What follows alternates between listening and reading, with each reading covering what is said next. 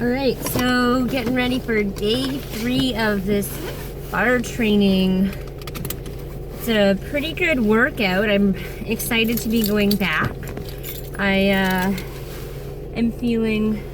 Sorry, I'm just putting my keys in my ignition.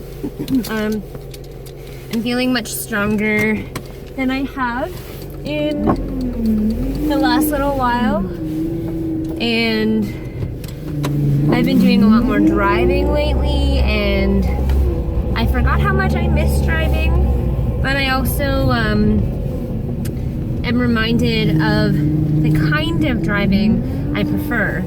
I'm not a huge fan of driving through the city because it's busy and people are on a bit of a deadline, and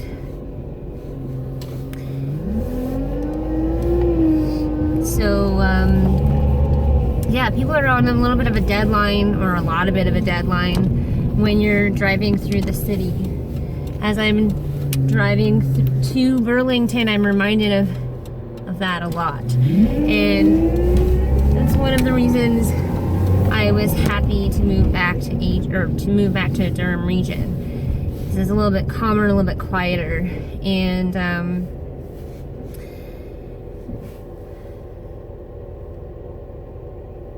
so yeah, driving. I'm really enjoying driving, but I'm reminded that I want to take more drives out in the country, because that is what reminds me of my childhood. Driving with both of my parents at different times, often going camping, often going to the cottage, or essentially anywhere with family that we all would have fun. I can remember driving to Ottawa to visit my Aunt Marianne, and the whole gang of us, my mom had taken the whole gang of us, and we went to all these fun places. Like, we played on the piano, that big piano, I don't even know what it's called, and but driving is something that, you know, I used to stare out the window, and, you know, I would listen to my mom and sister talk while we drove, and while I stared out the window. And when it was in the car with my dad, the things that I remember most are singing and having fun. My dad was big on karaoke, so I have a lot of fond memories of driving. And as I'm moving through these last few weeks, as I'm getting back into moving the way I used to move before everything happened, before I allowed my depression, even before my dad passed away, before I allowed my depression to pull me away from everything that I loved,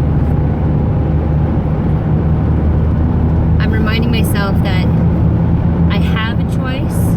I can allow my depression to keep pulling me down and to keep stopping me from doing all those things I love, or I can say, you know what, it's wonderful to take time to rest, to take time to heal, to let those hurt feelings have their moment. And then once they've had their moment, like, hey, you're worth picking yourself up, you're worth pushing yourself, reminding yourself of what your limitations are, and the fact that they're just that, they're your own limitations. If you want to do something more than what you've already done, what is it that is limiting you? What is it that is holding you back?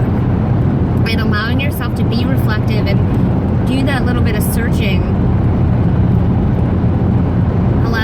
allows you to make a choice, because now you know, okay, do I want to feel sorry for myself for some of the shitty stuff that's happened? When shitty stuff happens to everyone all day, every day, and it's that choice and what we're going to do with that information.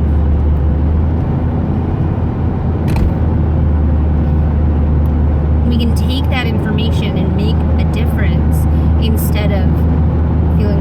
for ourselves and pulling ourselves away from everything that we love. So I am making a choice. That is one of the reasons why I'm going to all of these trainings, is because I have the opportunity to learn, to grow, and I'm taking it and I'm using it to get back to me, and it feels fantastic, and I'm excited. And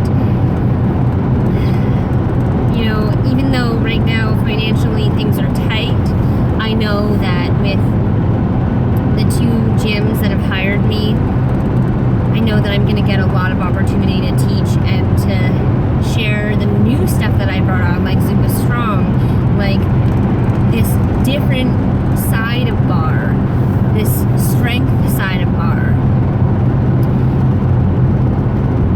versus the dancey side of bar, which is the kind of bar that I used to teach, or that I still teach, but now it's going to change a little bit. It's going to shift. I'm starting to teach cycling come end of February, March, and I'm super excited about that because it's called Rhythm and Beats, and it's going to be a lot of fun. And getting back to this idea of fun movement for me is exciting. And movement has always been one of my ways of coping with my depression and anxiety. It's one of the ways that I've allowed myself to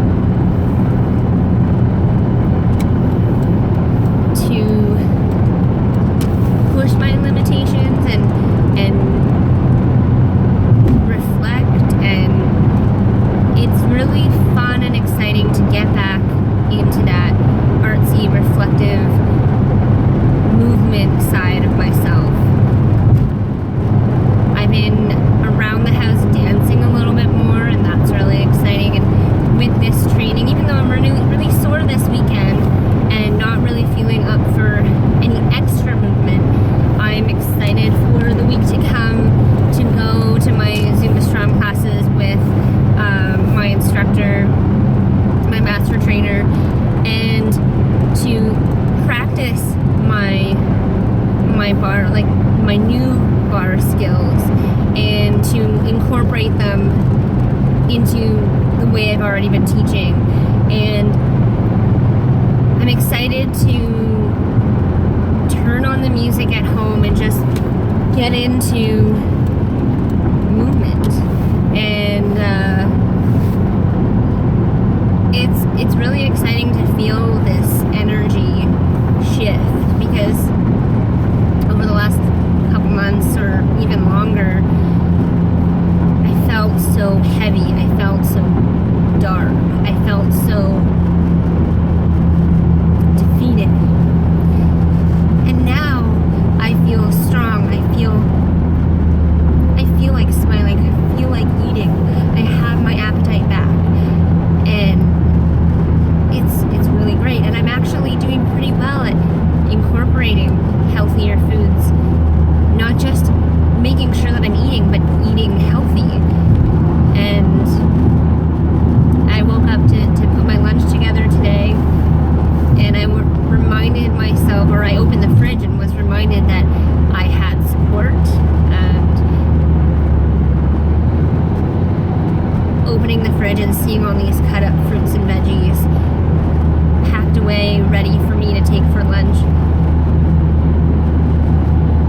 was one of the most beautiful things I've seen in a long time.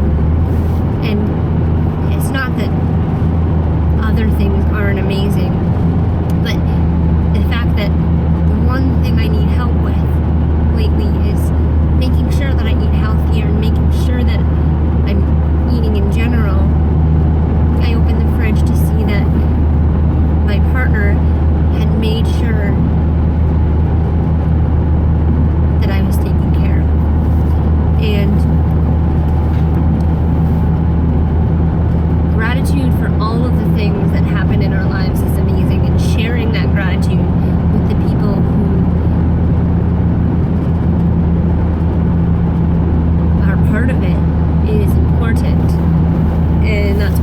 video has been talking about family and road trips and food and energy, because I felt mine shift.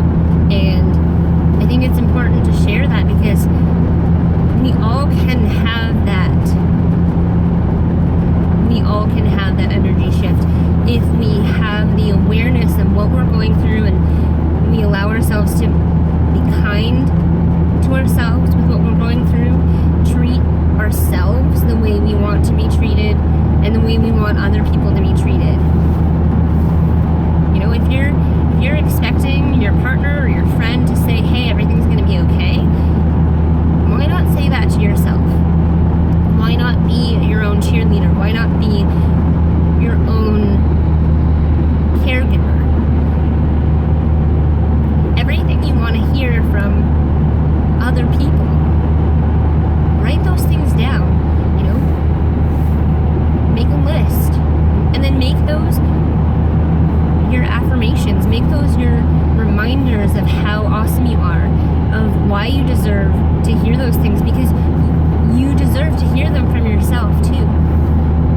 And I've been doing a lot of that lately. When I was in Zumba Strong, when I was at my instructor's class, I was thinking about when I was a kid. So for those of you who don't know, when I was a kid, I had a cleft palate, and at birth,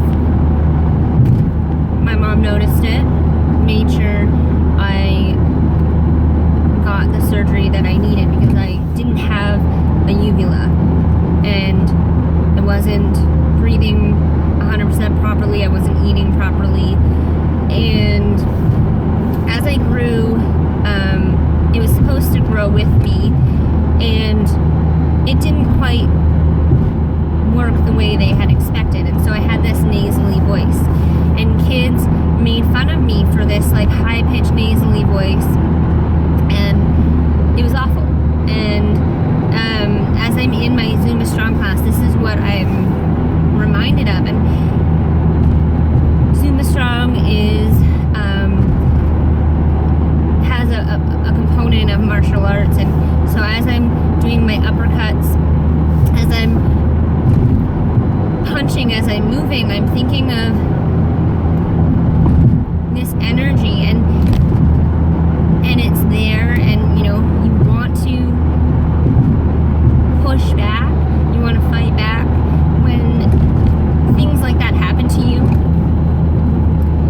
And you also, like for me, I also know that I don't want to harm anyone, and so going into this class, I was thinking of letting go of that energy without actually hurting somebody is a really, really cool thing. You're taking your power back. Like when I was in Zumba Strong with my instructor, I felt like I was taking my power back from all of those kids who bullied me. All of those kids who made fun of me, who made me feel like I didn't have the power or the strength or the worthiness. In that class, I took it back. I took it back, and it feels great.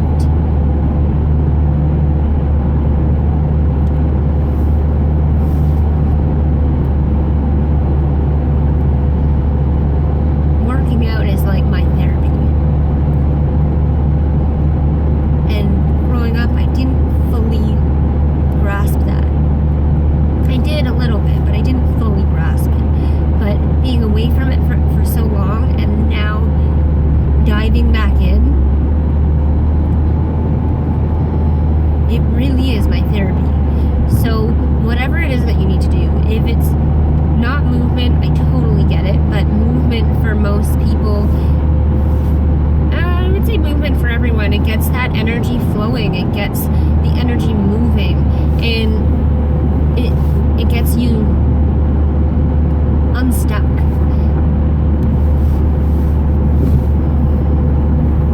The endorphins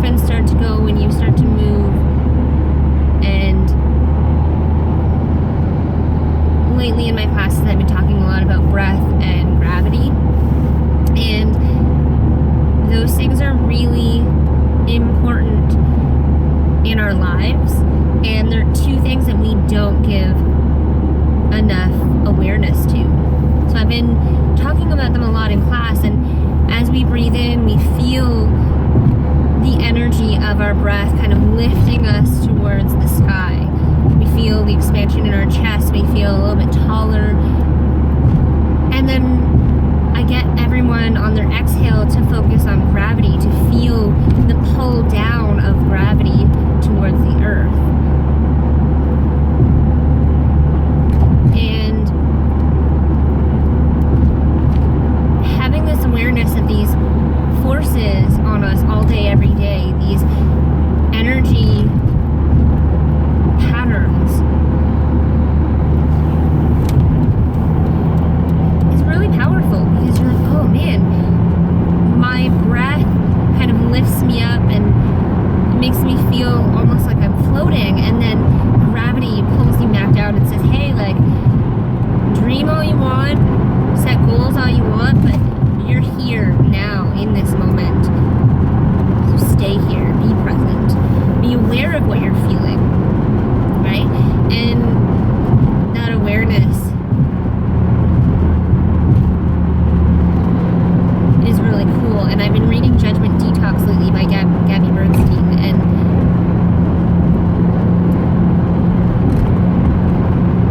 she defines judgment as a separation from love.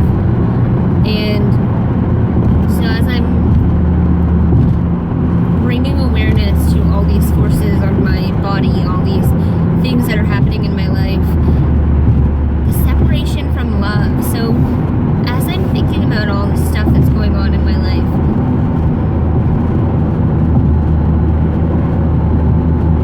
separation from love was so huge. I realized that every time I told myself that I was doing something wrong, or that I should have been doing it this way, or I could have been doing it that way, I was judging myself, and I was separating myself from love. And so I've been working on being my own cheerleader. I've been working on reminding myself of all of the things that make me me, and how that, what that really means. What makes me me is the fact that there is no one else like me. No one else has the exact set of talents or strengths or experiences the way that I do. No one could offer what I have to offer, and that is important. And that is how everyone should feel. Everyone should feel like, yeah, I'm awesome because I have these amazing things, and it's important to share them.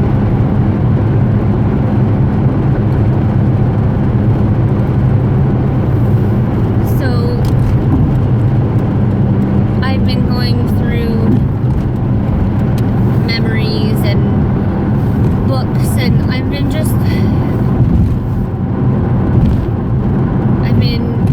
going through clothes, purging. I've been cleaning and organizing and letting go of things, both actual tangible objects and emotions, and have just been purging and releasing. And I forgot the point here.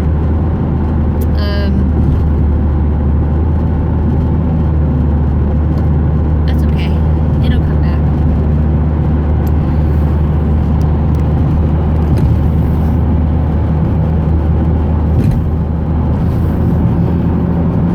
So I remember now. So I've been purging and releasing, and I was looking through some things, and I found the article that was written about me and my business last year. And it talked about, you know, where I was at with my business, and it reminded me of what my goal really is in running my own business. And I just want to bring this idea of health and wellness and movement and looking at your body holistically and seeing, how can I best help myself? How can I best help myself? And picking up different things from all throughout my life. Like, okay, so thinking about my nephew. One of the things that they talk about in schools is these learning zones, and they describe them with color. And it really got me thinking. My whole point of starting a business was coming up with this program that I have, talking about emotions with kids and incorporating these ideas into not just these yoga classes, but into our daily lives.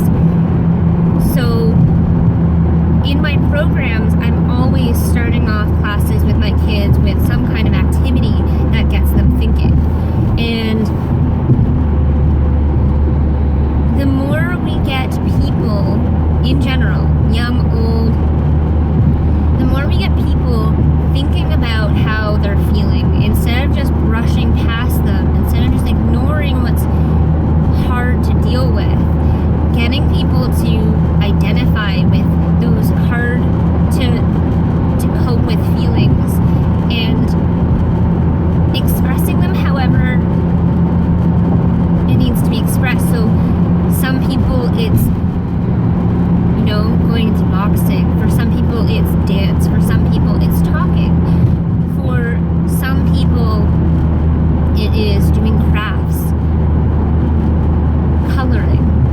And so adding these activities into the beginning of my classes, I am getting these, well, not just kids, because I teach kids yoga and family yoga.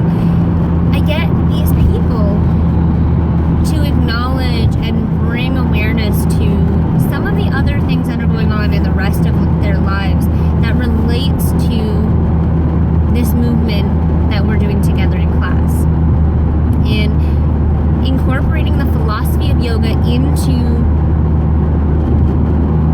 the entire class, not just into the first 5 minutes or the last 5 minutes when there might be an opening little speech or blurb or closing speech or blurb, but really getting people to think about how this movement in class relates to the rest